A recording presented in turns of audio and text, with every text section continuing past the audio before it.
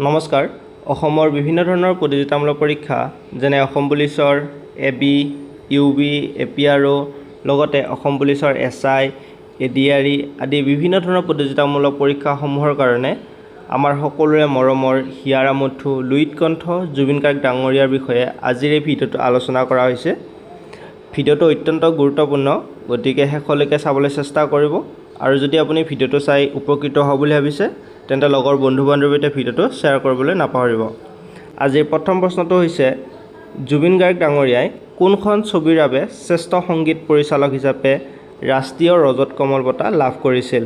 ইয়াতে 4টা অপশ্যন দিয়া আছে। এই অপশ্যনকেইটাৰ ভিতৰত শুদ্ধ উত্তৰটো হৈছে option number B. Option number বিত আছে ইক'ছ অফ চাইলেন্স, অৰ্থাৎ জুবিন গাৰ্গ ডাঙৰীয়াই ইক'ছ অফ চাইলেন্স ছবিখনৰ বাবে শ্ৰেষ্ঠ সংগীত পৰিচালক হিচাপে ৰাষ্ট্ৰীয় ৰজত কমল বঁটা লাভ কৰিছিল। নেক্সট কুৱেশ্যনটো হৈছে জুবিন গাৰ্গ ডাঙৰীয়াই অভিনয় আৰু সংগীত পৰিচালনা কৰা দীনবন্ধু ছবিখনে কেতিয়া মুক্তি পায়? ইয়াৰে শুদ্ধ উত্তৰটো হৈছে অপশ্যন নম্বৰ বি, 2004 চনত। জুবিন গাৰ্গ ডাঙৰীয়াই অভিনয় কৰা আৰু সংগীত পৰিচালনা কৰা দীনবন্ধু ছবিখন 2004 চনত মুক্তি পাইছিল। নেক্সট প্ৰশ্নটো হৈছে কোনটো এলবামৰ যোগেদি জুবিন গাৰ্গে সংগীত জগতত খোজ পেলাইছিল? ইয়াতে 4টা অপশ্যন দিয়া আছে। অপশ্যন এ হৈছে Maya, option B Anamika, option C Hiyamon, option D তুমি মোৰ মাথো মোৰ। এই 4টা অপশ্যনৰ ভিতৰত শুদ্ধ উত্তৰটো হৈছে অপশ্যন নম্বৰ বি। জুবিন গাৰ্গে অনামিকা এলবামৰ যোগেদি সংগীত জগতত খোজ পেলাইছিল। নেক্সট প্ৰশ্নটো হৈছে অনামিকা এলবামটিয়ে কিমান চনত কৰিছিল?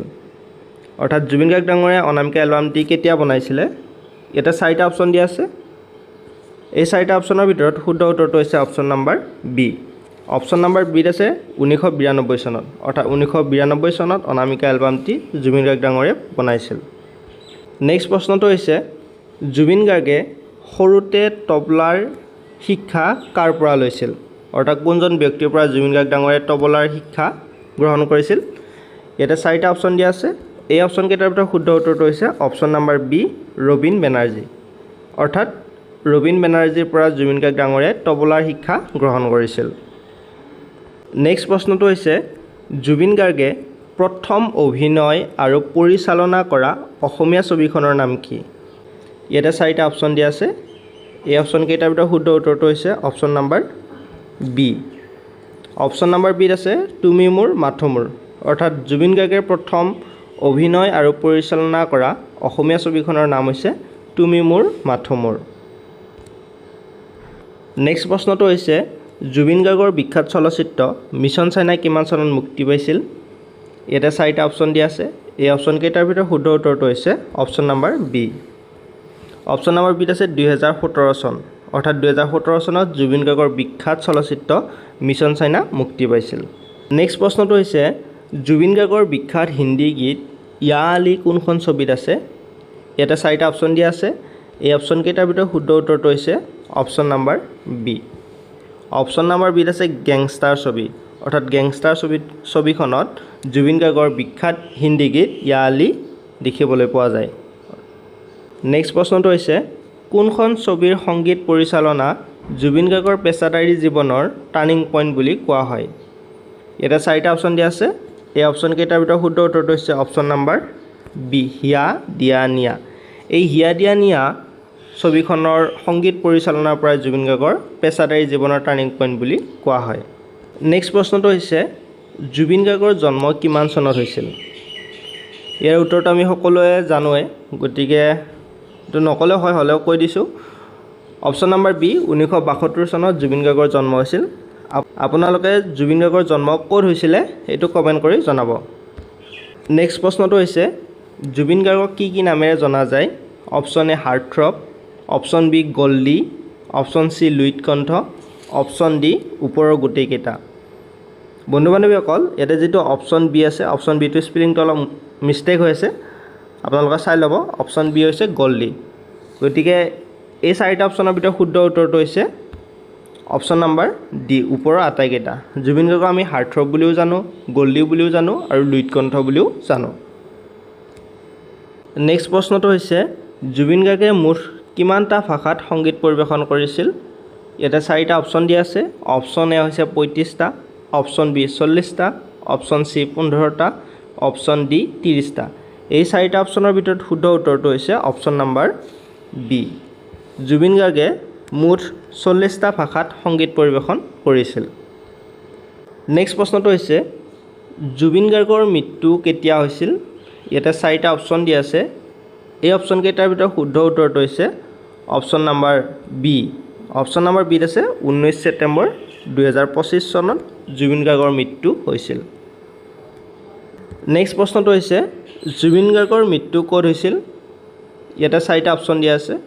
এই 4টা অপশ্যনৰ ভিতৰত শুদ্ধ উত্তৰটো হৈছে option number D. Option number ডিত আছে ছিংগাপুৰ। অৰ্থাৎ আমি সকলোৱে জানো জুবিন গাৰ্গৰ মৃত্যু ছিংগাপুৰত হৈছিল। নেক্সট প্ৰশ্নটো হৈছে পৰৱৰ্তী সময়ত জুবিন গাৰ্গৰ কোনটো গীত প্ৰাৰ্থনালৈ পৰিণত হৈছিল? ইয়াতে 4টা অপশ্যন দিয়া আছে। এই অপশ্যন কেইটাৰ ভিতৰত শুদ্ধ উত্তৰটো হৈছে option number B. Option number বিত আছে মায়াবিনী। অৰ্থাৎ মায়াবিনী গীতটো জুবিন গাৰ্গৰ বৰ্তমান প্ৰাৰ্থনালৈ পৰিণত হৈছে। মৰণোত্তৰভাৱে মুক্তি লাভ কৰা জুবিন গাৰ্গৰ অন্তিমখন ছবি কি? এই 4টা অপশ্যনৰ ভিতৰত শুদ্ধ উত্তৰটো হৈছে অপশ্যন নম্বৰ বি ৰৈ ৰৈ বিনালে। ৰৈ ৰৈ বিনালে হৈছে মৰণোত্তৰভাৱে মুক্তি লাভ কৰা জুবিন গাৰ্গৰ শেষৰখন ছবি। নেক্সট প্ৰশ্নটো হৈছে জুবিন গাৰ্গে বাণীবদ্ধ কৰা অন্তিমটো গীত কি? ইয়াতে 4টা অপশ্যন দিয়া আছে। অপশ্যন এ হৈছে ৰৈ ৰৈ বিনালে, অপশ্যন বি বাটৰে শেষতে, অপশ্যন চি মনৰে কইনা, অপশ্যন ডি এজাক বৰষুণে। ইয়াৰে শুদ্ধ উত্তৰটো হৈছে অপশ্যন নম্বৰ বি বাটৰে শেষতে। অৰ্থাৎ জুবিন গাৰ্গে বাণীবদ্ধ কৰা অন্তিমটো গীত হৈছে বাটৰে শেষতে। নেক্সট প্ৰশ্নটো হৈছে জুবিন গাৰ্গৰ প্ৰথমখন সংগীত এলবামৰ নাম কি? ইয়াতে 4টা অপশ্যন দিয়া আছে। এই অপশ্যন কেইটাৰ ভিতৰত শুদ্ধ উত্তৰটো হৈছে অপশ্যন নম্বৰ খ অনামিকা। জুবিন গাৰ্গৰ প্ৰথমখন সংগীত এলবামৰ নাম হৈছে অনামিকা। নেক্সট প্ৰশ্নটো হৈছে বিখ্যাত গীত ইয়া আলি সংগীত পৰিচালনা কোনে কৰিছিল? ইয়াতে 4টা অপশ্যন দিয়া আছে। এই অপশ্যন কেইটাৰ ভিতৰত শুদ্ধ উত্তৰটো হৈছে অপশ্যন নম্বৰ খ প্ৰীতম। প্ৰীতমে ইয়া আলি গীতটো পৰিচালনা কৰিছিল। বন্ধু বান্ধৱীসকল, আজিৰ এই ভিডিঅ'টোত আমি আমাৰ সকলোৰে মৰমৰ জুবিন গাৰ্গ ডাঙৰীয়াৰ বিষয়ে 20টা কুৱেশ্যন আলোচনা কৰিলোঁ।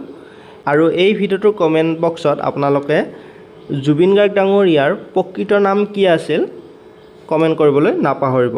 ধন্যবাদ।